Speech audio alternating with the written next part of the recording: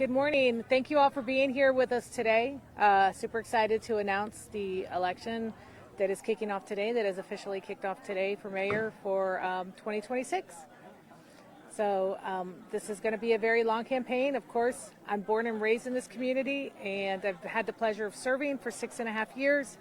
And now I feel that I have a lot to bring to the table to move forward for the entire county and for Orange County. So I would be happy to take any questions. Commissioner, the question that we were trying to ask you Tuesday, you gave these free skybox tickets to your husband's charity. The charity raffled some tickets to the same event off, and now there's no record on how that fundraised money was used. Don't you believe that taxpayers should know how that money was used? Well, Ashlyn, on the 20th of May, you're going to get those answers. We will be going forward with that information. It'll be there. Thank you. So they're not going to be able to get those answers now? Do we have any other questions? Yeah, if you can tell us what it means to you to be the next mayor of Orange County, and talk about what the things that you're supposed to do for Orange County. This is huge for me. I mean, I believe jobs and the economy is where we're going. We need that here in Orange County. And we're not talking about just jobs. We need jobs that are actually going to pay so that people who live in Orange County can afford to work here, live here, and thrive here. And we haven't had that for a long time. I think transportation is also an issue that if we don't have a way to connect people, if we don't have resilient infrastructure, we are doomed. We can have the best schools, the best jobs, all these great things, but if you can't connect people, you can't be prosperous. And I think it's time that we put us first.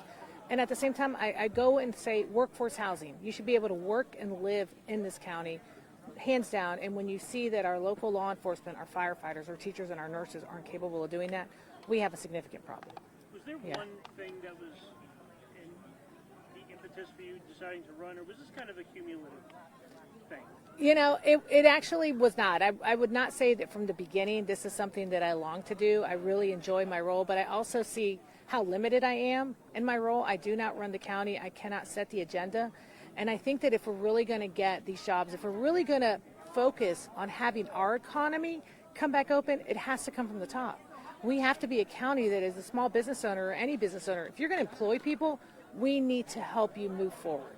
And that's what I want to see. I want to see a community where kids who are graduating high school and college, who go to UCF, an incredible school, want to stay here and want to keep their talent in Central Florida. And so that's where I think this opportunity came. And hopefully the voters will see that too. And we will be successful next year.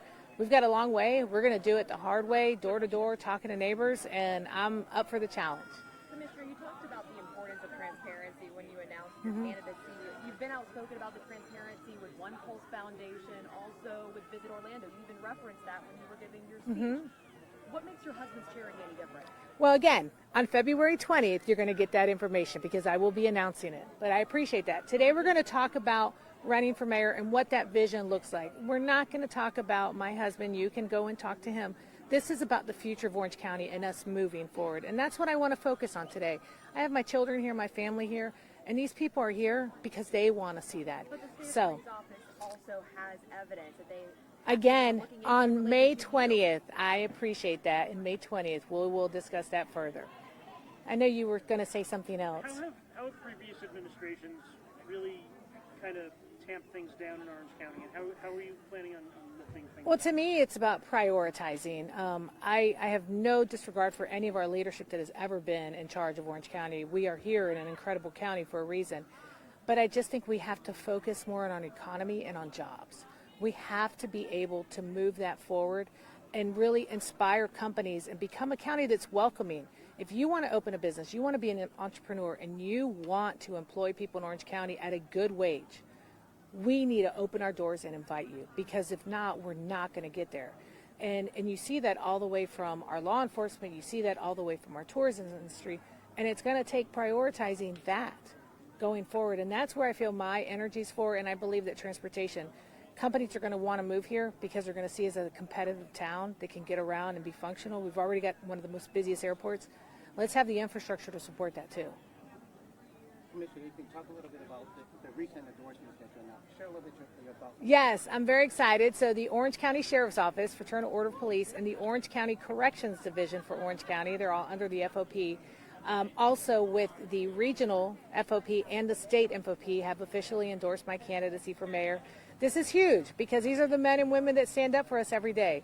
These are the ones that I talk about. These are the ones that I want us and feel that they should be able to live here. When you hear the statistics of how many deputies actually can afford to live in Orange County, but they have to work here, it's not good.